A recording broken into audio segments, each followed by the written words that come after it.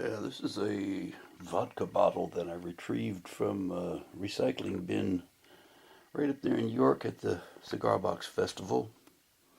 There's a restaurant right beside the festival that sells beer and pulled pork sandwiches. Very good stuff. But in the recycling bin, I spotted this bottle. Perfectly straight, long neck on it. And so I cut it off to make it into a slide. And you can see how thick. The weight of the bottle attracted me also, so you can see how thick and heavy that glass is. And the slide turned out pretty nice. So I thought some people might like to see how I cut those off of a bottle. I don't make very many slides, but every now and then I'll drop one of these and break it, so then I need a replacement. Alright, so I'll do a short segment on how do I cut them off and make them. I use these diamond cutting discs in a Dremel type tool. I get these from Harbor Freight.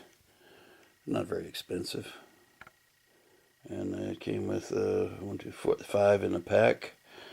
And I can usually do about, I guess, 4 or 5 bottles with one disc before they wear down to where I need a new one. Yeah, so there's the diamond disc installed in a Dremel type tool.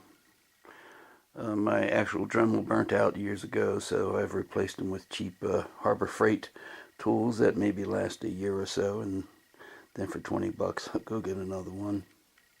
This one has a nice little pistol grip. Right, so here's another similarly shaped bottle to the one I showed you earlier, but this bottle isn't nearly as heavy, so I suspect the glass is a lot thinner. I'm not sure if I can do this with one hand while I hold the camera, so let's see if it... Basically, I'll just get the Dremel going for a line.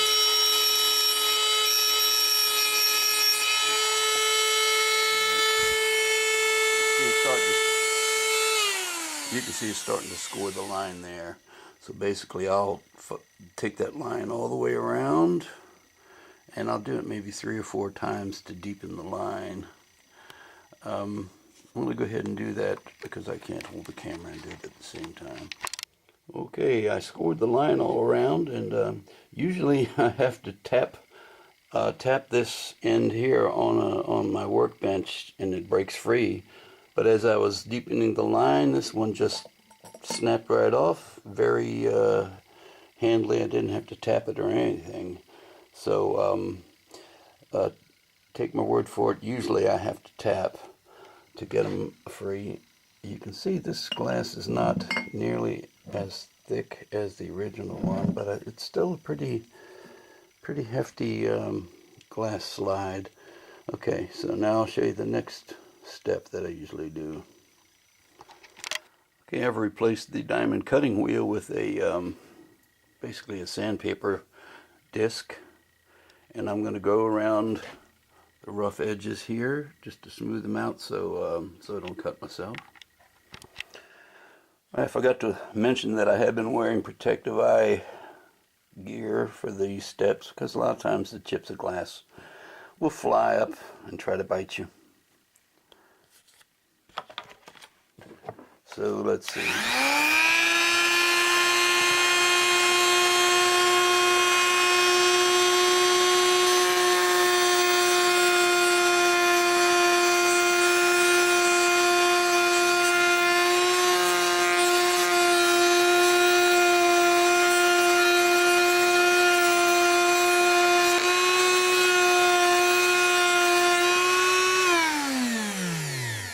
I'll keep going around like that until I don't feel any rough edges. I usually leave it rough on the inside. My finger doesn't extend that far. Let's see.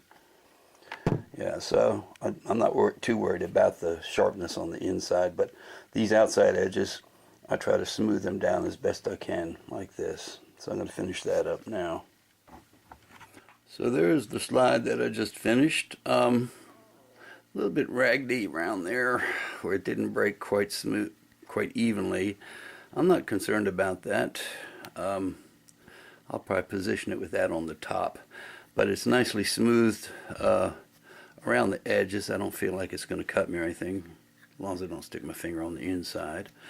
And I'm going to try it out on Uncle John's old Crow Jane here. Just acoustic-like, just to try the slide out.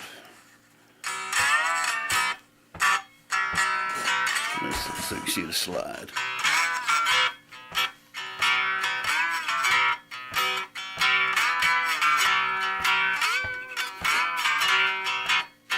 So there in about 20 minutes, got a nice, fairly heavy glass bottleneck.